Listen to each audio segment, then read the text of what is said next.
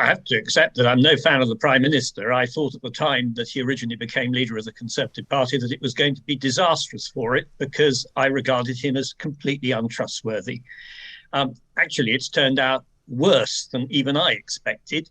He's somebody who, on the face of it, simply cannot tell the truth. He seems to be a pathological liar.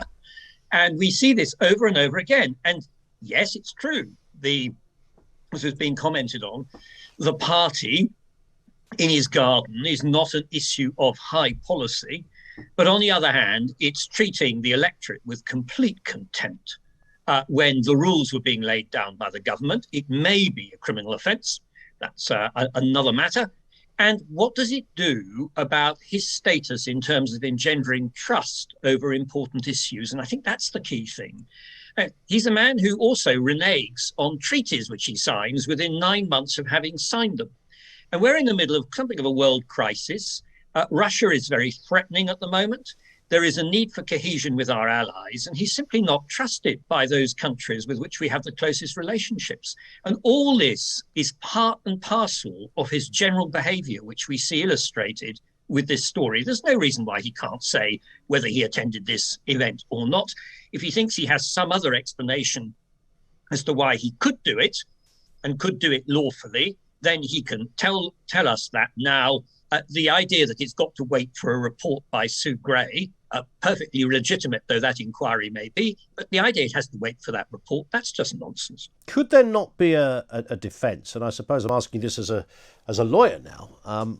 A defence that, look, this is Downing Street, and this is a place where people work. As you know, the building is far bigger than many people realise. There's an awful lot of staff work over there at number 10, and collectively with 11 it's even bigger. So the fact that we work here, just in the same way as lots of people during the lockdown would have convened in their staff canteen, is this not the same thing?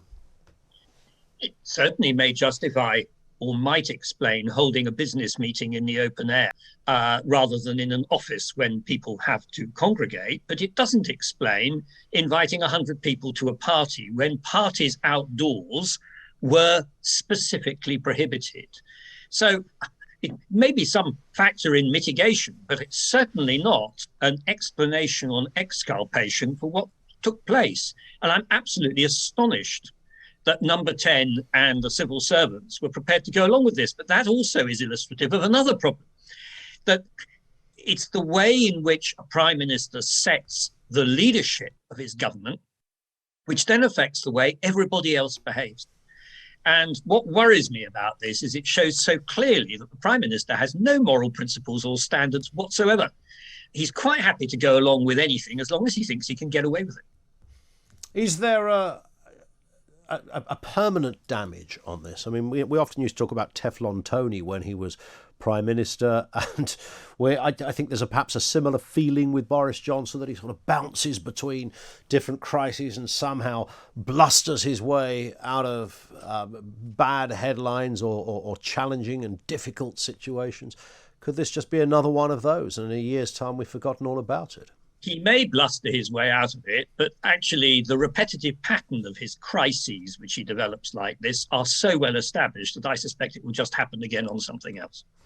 That said, what it does is to reduce confidence in politicians and in the government, and indeed in the processes of democracy. And that is regrettable. Dominic Grieve, thank you, former Attorney General.